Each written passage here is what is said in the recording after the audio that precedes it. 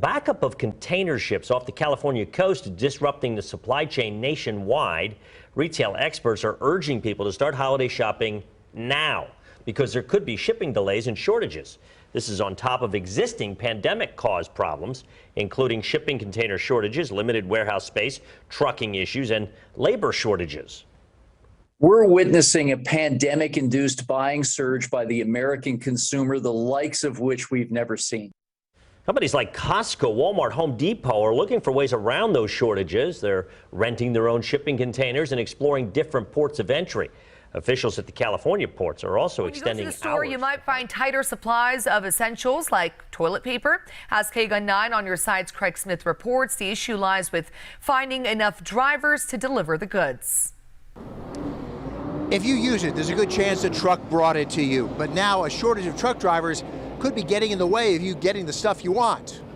Before something landed in your shopping cart, a truck probably brought it the last miles from the processing plant or cargo port. But a shortage of truckers is raising concerns about a shortage of products. Costco has said it will limit amounts of items like cleaning supplies, toilet paper, and bottled water. Basha says, we are watching product availability and our supply chains very closely, but as of right now, we have not implemented any purchase restrictions on any items. Anthony says he's carrying carpets that could be part of the home building boom. Truckers say there are more loads than drivers to move them. We picked up about anything. I mean, loads, anything, whatever you wear, I mean, we move it, you know. We've been moving everything, you know, so it's all kind of loads. As truckers retire, the industry is not seeing enough new drivers come in to replace them.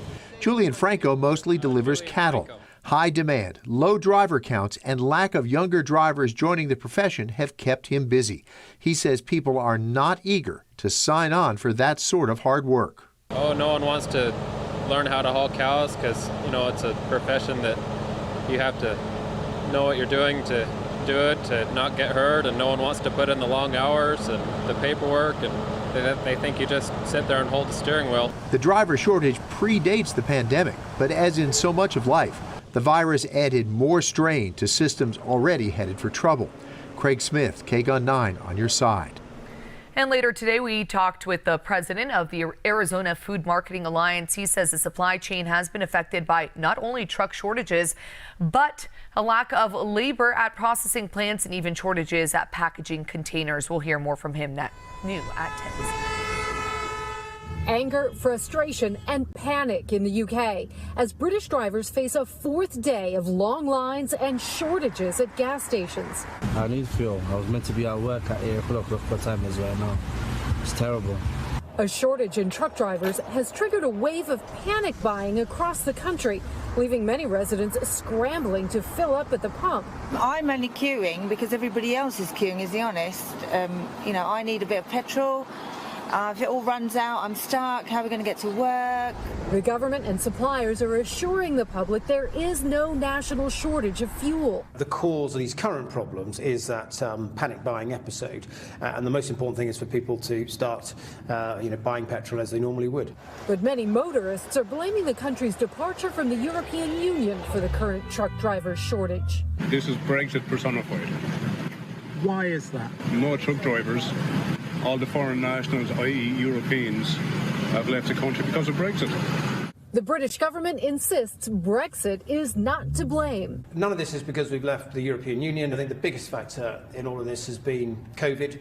We're seeing it around the world, disruption to supply chains, shortages of labour. For now, British motorists are left wondering how long this gas scarcity could last. I'm quite low right now as well, so I don't know what the situation is going to be in the upcoming days, so I'd rather get some now than leave it any longer. All right, Kelly Kobiea joins us now from a BP gas station there in London. We can see that line of cars behind you, Kelly. I know you're going to tell us about that in a moment, but the gas issue and the supply issue, the UK is also dealing with a shortage of other items as well, correct? That's right. There's a problem with truck drivers in this country. We simply don't have enough. There's a shortage of something like 100,000 drivers reaching across all different industries. So there are supply chain issues throughout. Now, the government is saying that they're going to issue temporary visas to try to get drivers in from Europe. They're trying to get people out of retirement as well. But you can see the impact here behind me. A couple of these pumps are already dry. People have been lined up around the block about a half a mile down since early this morning. And the concern is these supply chain issues could spread in the weeks and months ahead. Tom. Okay, Kelly Cobiella for us from London tonight. Kelly, we thank you for that. Melbourne shoppers are being warned there could be product shortages before Christmas. Toys, white goods, electronics and even food could be in short supply as port workers walk off the job. Christmas wish lists may be in trouble as 18 months of negotiations between the Maritime Union and Patrick Terminals reach boiling point. Our operations are going to be crippled during the busiest time of the year. In October, workers at Melbourne's port will walk off the job every Monday, Wednesday and Friday for 12 hours. It's not all about the pay increases for us, and Patrick have failed to mention, of course, that our members haven't had a pay rise in over 2.5 years. The impact, particularly on our Melbourne operation, is very material.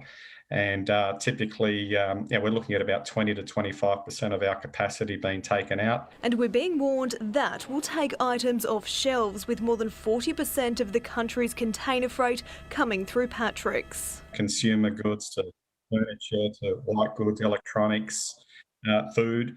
The union and company not only disagreeing about pay. Our members want job security. They want to know that when there are downturns in work, there are protections in place. But are also at odds over the cost to the consumer. This is pure exaggeration on the behalf of Patrick's, their chief exaggeration officer. All those store shelves will be filled before Christmas. And little Johnny's going to get his bike under the Christmas tree. I'm not sure if this is the end of the industrial action, by the way. They might issue us with even more. Hope Wilson, 7 News.